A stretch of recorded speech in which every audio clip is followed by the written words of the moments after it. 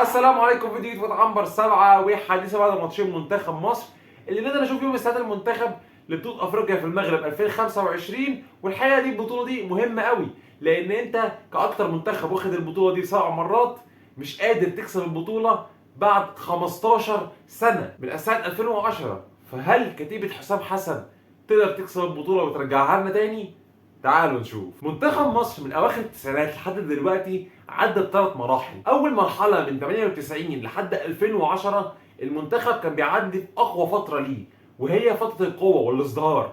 الفتره اللي فيها المنتخب كان في كل خطوطه عنده بدل الواحد 2 و3 و4. عندك في الفتره دي كسبنا من 98 لحد 2010 كسبنا 4 بطولات افريقيه. عندك بعد كده 2010 2020 دخلنا المرحله اللي بعدها اللي هي احلال وتجديد في الهجوم. لسه بنشوف صلاح بداياته في اوروبا، لسه بنتعرف على مين هيكمل الخط الهجومي مع صلاح. بس عندك نص الملعب والدفاعي لاحمين من الجيل القديم زي احمد فتحي وطارق حامد واللعيبه دي، فقادرين يخلوا لك الشكل الدفاعي صلب. وجبت كمان مدربين زي برادلي زي كوبر زي الناس دي قادره تعمل لك انضباط دفاعي وانضباط تكتيكي. وسيبك من الماتشات المهزله زي غانا والكلام ده، انا بتكلم كمرحله 10 سنين كاملين. كذا مدرب بقى حافظ لك على الشكل الدفاعي. عندك بقى المرحله اللي احنا فيها دلوقتي من 2020 اللي اعتقد هتستمر فتره طويله شويه، وهي ان حلو التجديد جاي لك في الدفاع. عندك مشاكل في الباك اليمين شويه، مشاكل في الباك ليفت، قلوب الدفاع ايه الدنيا، لكن الهجوم اقوى واقوى. شايف صلاح في عزه في كامل نضوجه، شايف مرموش طاير لك زي الصاروخ، مصطفى محمد الاحتراف ابتدى يخش مصر اكتر واكتر. فانت داخل على مرحله جديده علينا شويه، ممكن تفكرنا بالزمن القديم شويه، ان احنا فتره هجوميه. اكبر دليل على الكلام ده ان منتخب مصر في اخر 4 ماتشات جايب 10 تجوان، وجايبين في تصفيات افريقيا 12 نقطه كاملين من 4 ماتشات. ودي تقريبا اول مره تحصل من فتره بعيده جدا. ايه بقى اللي حصل في ماتشين موريتانيا؟ اول ماتش اللي كان هنا على استاد القاهره، انا عايز اتكلم عن نقطتين بالتحديد. اول نقطه وهي تجربه مرموش في مركز المهاجم، كان فيها ميزه وعيب بصراحه. الميزه ان حسام حسن عايز يستعيد حاله او يستمر على حاله لعيب، بمعنى شاف مرموش في ماتش بايرن ميونخ فرانكفورت تلعب حاجه زي 4-4-2، اتيكيتيه مهاجم ومرموش تحته شادو سترايكر. ايه الفرق بين منتخب مصر وفرانكفورت؟ ان فرانكفورت قدام بايرن ميونخ، فرانكفورت عايز يدافع، عايز يلعب على المرتدات، فحط مرموش مهاجم. وانت عارف المشكله الازليه اللي عند بايرن ميونخ بالقلوب الدفاع هو ميكانو وكيم من جاي، اي حد يقدر يخترق من العمق بسهوله. شوف ده ماتش ريال مدريد، باص توني كروس لفينيسيوس جونيور. ففي مشكله في الحته دي. فمدرب فرانكفورت ذكي جدا، عامل موسم جبار، تاني الدوري الالماني، فرانكفورت هداف الدوري الالماني واكتر، وتاني واحد في الاسيستات في الدوري الالماني، فموسم خيالي. ولكن كان التكتيك مناسب لماتش زي ده. انما انت هنا عندك في افريقيا، ده العيب بقى اللي عمله حسام حسن. هي الميزه انه بيستعيد حاله او بيكمل على حاله لعيب. ايه العيب؟ ان انت هنا في افريقيا المدافعين طوال اقوياء صراع، وبيلعبوا باللو بلوك كمان، اللي هو راجعين عند الحارس من الدافعين كلهم لورا، البارك ذا باص يعني. فهنا انت محتاج مهاجم سرعات هوائيه، يلتحم كتير جدا، يحجز بجسمه. هل مرموش هيعمل كده؟ هل في مساحات انه يجري في كده؟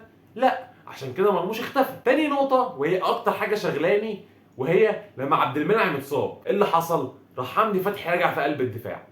انا ما عنديش مشكله مع حاجه زي كده، ده بالعكس، ده بتديك حلول كتير قوي ان انت لعيب عندك جوكر تلعب في مركز واثنين وثلاثه. ولكن انت في ماتش كنت مخلصه ب 1-0 ولا 2-0 تقريبا، ضامن التاهل بنسبه كبيره، على ارضك بتهاجم ما عليكش خطوره، ليه ما انزلش بقلب دفاع اجربه زي خالد صبحي اللي احنا بناخده بقالنا فتره ده؟ انا عايزين نتفرج على الواد ده، عايزين نشوفه.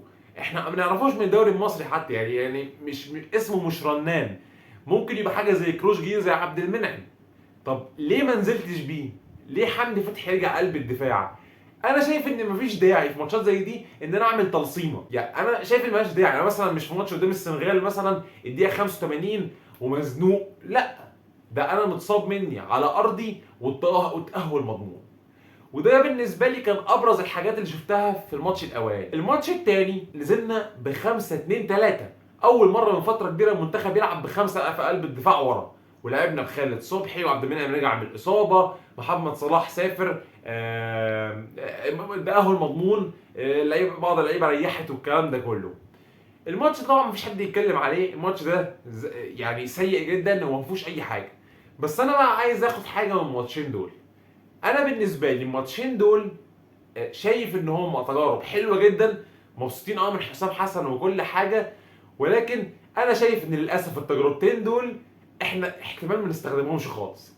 اولا تجربه ان زيزو وتريزيجيه ومرموش وصلاح ومصطفى محمد كلهم الشله دي كلها تلعب مع بعض، انا شايف انها مش هتتكرر تاني، او مش اصلا مش هتطبق في ماتشات رسميه. ليه؟ انت هتحتاج نفس على الدكه. ثانيا زيزو مش نص ملعب، ممكن تلعب بزي نص ملعب عشان احسن لعيب في مصر ومش عارف ايه والكلام ده كله.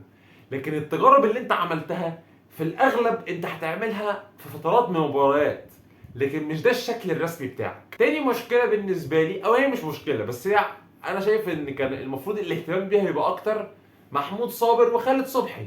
العب بيهم هما الاثنين اكتر فترات ممكنه. واللي انا بطلبه التوقف الدولي الجاي اللي في نوفمبر ان منتخب مصر ما يستدعيش اللعيبه الاساسيه.